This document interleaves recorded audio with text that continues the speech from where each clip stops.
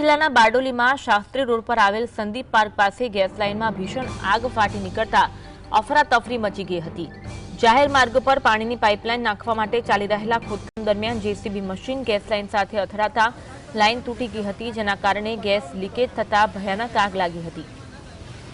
ઘટનાની જાણ થતા બારડોલી ફાયર વિભાગ અને સ્થાનિક પોલીસનો કાફલો તાત્કાલિક સ્થળ પર દોડી આવ્યો હતો। સુરક્ષાના ભાગરૂપે ગેસની મુખ્ય લાઇન બંધ કરવામાં આવી છે। ફાયરની ટીમે ઘટનાસ્થળે પહોંચીને આગ બુઝાવવાની કામગીરી હાથ ધરી। ગેસની મેઇન લાઇન હાલ બંધ કરવામાં આવી છે।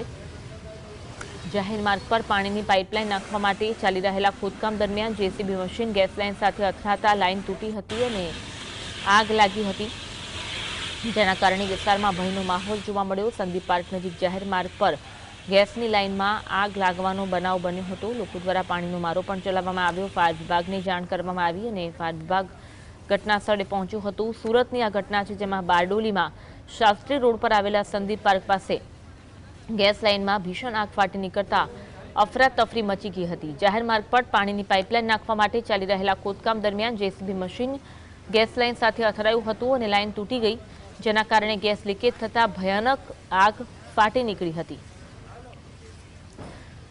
ઘટનાની જાણ થતાં જ બારડોલી ફાયર વિભાગ અને સ્થાનિક પોલીસનો કાફલો તાત્કાલિક સ્થળ પર દોડી આવ્યો હતો।